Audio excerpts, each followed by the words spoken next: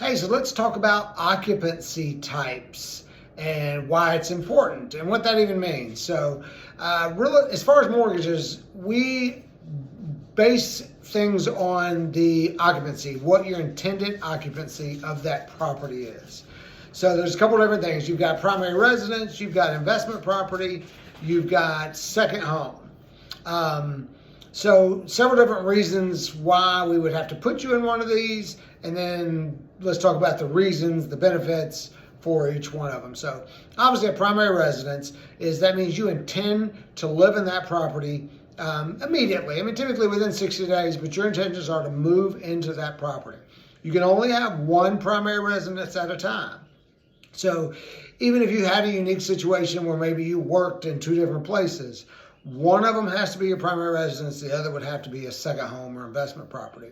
So your primary residence typically has to be within 60 miles of your employment as well. Now, we all know that a lot of people work remotely, and all those things can be explained to underwriting.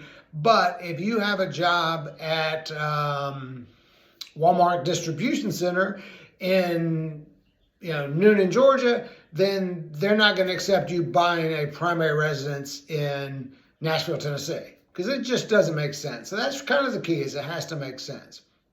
Now, why does it even matter? So it matters because the underwriting guidelines are different. The pricing and the down payment requirements are different. So think of it this way.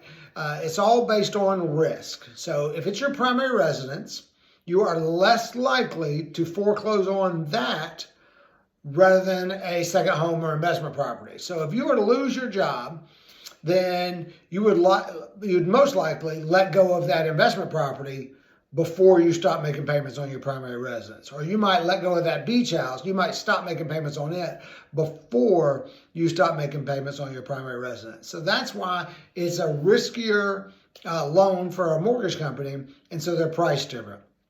As well as they want different skin in the game requirements. So investment property typically requires 20% down. There is a 15% down program, but the pricing is pretty high. There's several points associated with that. So typically you want to have 20%, gets even better with 25% and so on. Second homes, you need at least 10% down, where on a primary residence is typically 5%, but FHA does 3.5%. So there's other loan programs. So all of your down payment assistance programs, your first-time home buyer programs, all those do require it be a primary residence.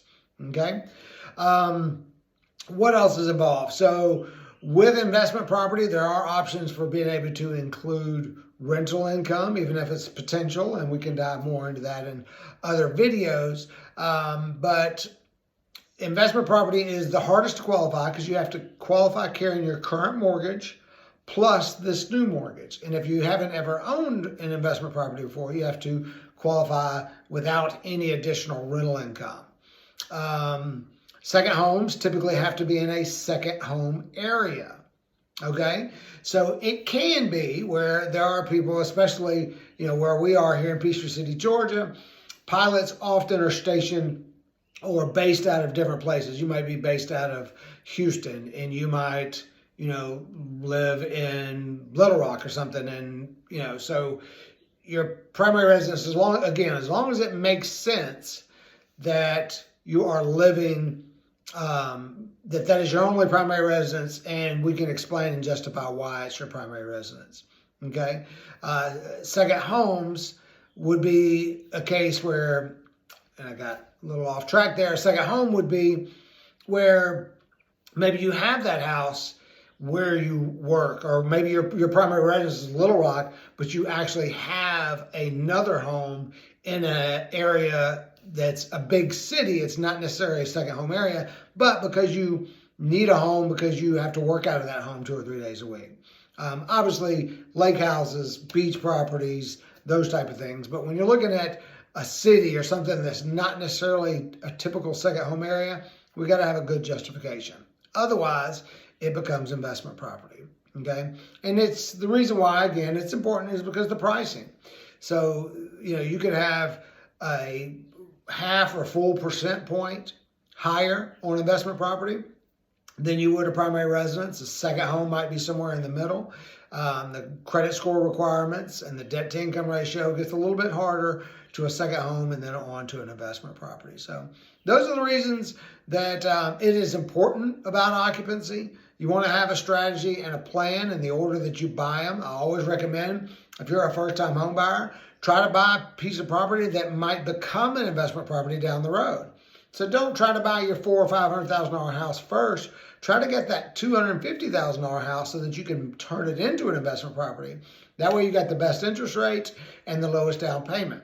You know, looking at those duplexes, you buy a duplex, you live on half and you rent the other half out, you can buy that as a primary residence. So, you know, way up front, talk to your loan officer. If you're considering buying or being an investor down the road, if you're a young person, please consider buying that first home as a future investment instead of going for the big $400,000, $500,000, $600,000, $800,000 house.